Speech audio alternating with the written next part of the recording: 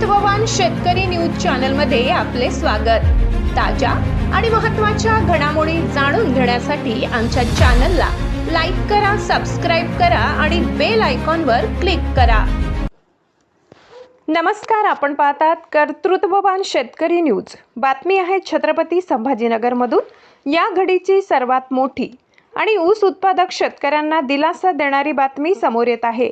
पैठणच्या श्री संत एकनाथ सहकारी साखर कारखान्याने अडवून ठेवलेली कोट्यावधी रुपयांची ऊस बिले अखेर शेतकऱ्यांना मिळणार आहेत आणि तेही अवघ्या 2 आठवड्यात।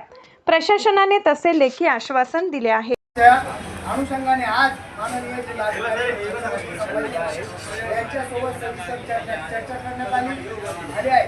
सदर चर्चेच्या अनुषंगाने माननीय साखर आयुक्त यांचे पत्र दिनांक 22/5/2026 चे पत्र, त्यानुसार विशेष लेखा परीक्षण वर्ग 1 सहकारी संस्था साखर छत्रपती संभाजीनगर यांनी दिलेल्या 15/6/2026 रोजीच्या पत्रानुसार दिलेल्या मालमत्तेच्या अनुषंगाने तात्काळ लिलावाची प्रक्रिया करून संबंधित शेतकऱ्यांना थकबाकीची रक्कम पुढील 2 आठवड्यात अदा करण्याबाबत योग्य ती कारवाई केली जाईल।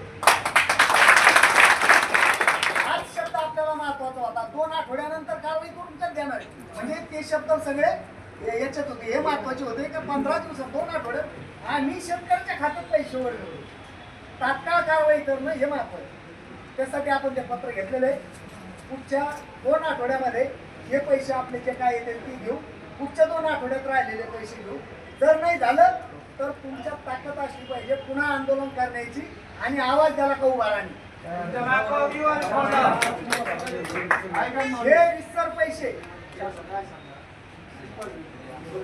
त्याच्या स्लिपा आणि ते त्याच्याकडे झळक द्यायचं, ओरिजिनल नाही द्यायचं, त्यांच्याकडे ओरिजिनल द्यायचं। त्या यादी करायची त्यांनी, त्या यादीवर कोणाची स्लिप घेतली ते ती देणं आहे।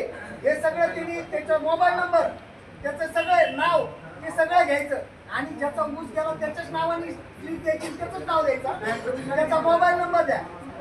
असं करून समजा गेवराई तालुक्याची जबाबदारी एकाने घ्यायची, अंबड तालुक्याची एकाने घ्यायची, माजलगावची एकाने घ्यायची।